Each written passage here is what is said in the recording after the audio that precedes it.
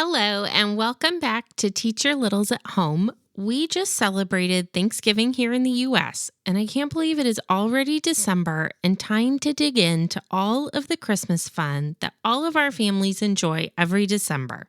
On today's episode, I'm sharing a few December traditions that our family enjoys each and every year in hopes that you will feel inspired to kick off the holiday season with some fun new traditions of your own. Hey there, Mama. I'm Lauren Brainerd, and this is Teach Your Littles at Home. I'm so excited you have tuned in as I share fun and hands-on activities you can use right away to help you play and learn with your little ones. So let's dive right into today's episode so you can make more memories than you ever dreamed of. December is here, and I don't know about you, but I feel like I went to sleep last night and it was Halloween, and then I woke up and it was Thanksgiving, and now it's already December, and the time is flying by so fast this year. So I want to make sure that we are very intentional about following through on the traditions that we do every single year with our kids. It is so easy to get swept up in the busyness of the season and feel like we're just starting to kind of check the boxes on all the different things that we love doing every single year. So this year, I have picked just a few things to share with you that we do every single year that my kids look forward to, and they've actually been talking about ever since before Thanksgiving. Right at the beginning of December, we always kick off the season making gingerbread houses. Now, I've tried all the different ways. We've actually bought the box of graham crackers and tried to build our houses ourselves. I've bought the gingerbread cookies that we still build the house with the pre-made pieces. But I have to tell you, my favorite is actually buying the pre-made kit where the house is completely built and put together, and then my kids just get to go to town decorating their houses. It makes the process so easy. I get to just enjoy the moment, and I don't have to be quite as hands-on, and I'm able to just let my kids run with their creativity and their imaginations and have fun. They get to work on their fine motor skills using their piping bags and putting on the pieces and making sure everything sticks. But the best part for me is that it's just a great way to spend time together as a family, and it provides an opportunity to talk about colors and shapes and learn some new vocabulary along the way. But it really is just time we get to spend together as a family. The second tradition that I love doing every December is our Christmas book Advent. What this is I grabbed 25 Christmas books many years ago, and I wrap each and every book in wrapping paper. And each night, my kids get to grab one book from the box, and we open it up and we read the Christmas story. Sometimes we will pair an activity with the book. Other times we will just read it as a bedtime story. It's just such a fun way to count down from 25 and get to read a really cool story together each and every night.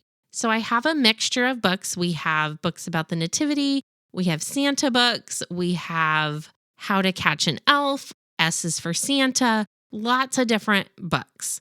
I love doing the Polar Express one night. I usually actually try to kind of tag that package somehow so that I know it's a night where we have a Friday or Saturday night. We have extra time as a family. We'll read the book and then we'll have hot chocolate and watch the movie. You can also grab the little bells if you want to. It's just so much fun kind of pairing these books with our family activities as we're going about the month of December. I also have another book called How to Pick a Pine Tree, and they're great stories to read on the night where we actually go as a family to get our Christmas tree, which leads me into our next activity we always do as a family is we still get a real Christmas tree. Now, when we first got married, I grew up in a house where we had an artificial tree. So I had never gone to a Christmas tree lot and picked out a real tree. My husband grew up with a real tree every year. So naturally, that first December, I thought we were going to go buy a fake tree and he was ready to go to the tree lot. So we got a real tree that year. And I have to tell you that it has become such a special time. And I can't imagine it any other way at this point because our kids love going to the tree lot. There's just something so fun and magical about picking out your own tree, bringing it home, and then filling your home with the smell of a fresh pine tree. I love every year choosing some sort of family ornament to make with my kids. So we've done salt dough ornaments, and I will link a blog post in the show notes all about how to do this. Think about baking Christmas cookies, but instead of making cookies, you're using salt dough and cookie cutters and baking it and painting them. Then you get to hang those ornaments on the tree, and they've been going strong for 8 years, and we haven't had any break yet. We've also done ornaments with felt where we cut out all the different pieces and build reindeer and Santa and snowmen. We've done pipe cleaner ornaments where you twist different colors together to make different shapes and objects.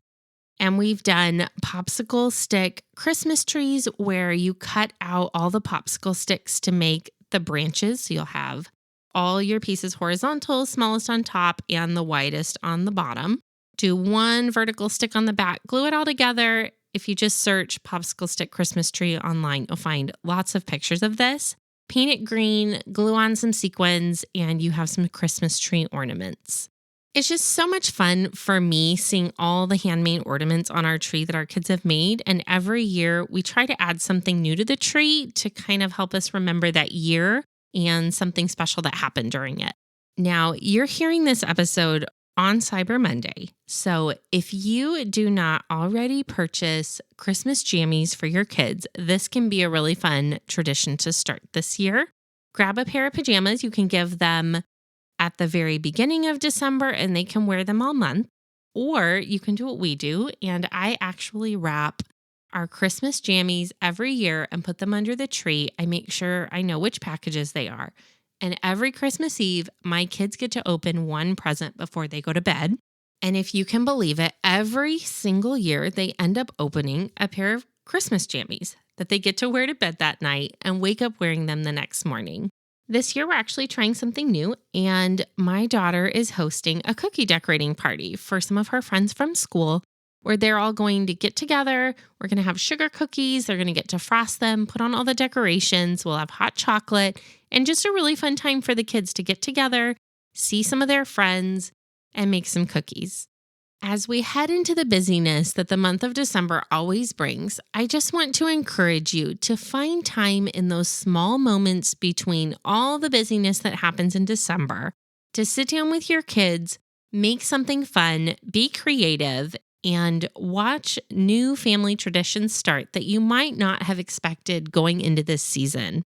Planning activities in the month of December does not need to be stressful. It does not need to be expensive. It just needs to be about looking at what our kids are interested in, finding some simple and fun hands-on activities to do with them, and spending time with one another. I hope you're feeling inspired to just have some fun with your kids, enjoy the season, and try to slow down and enjoy the small moments in between all the busyness.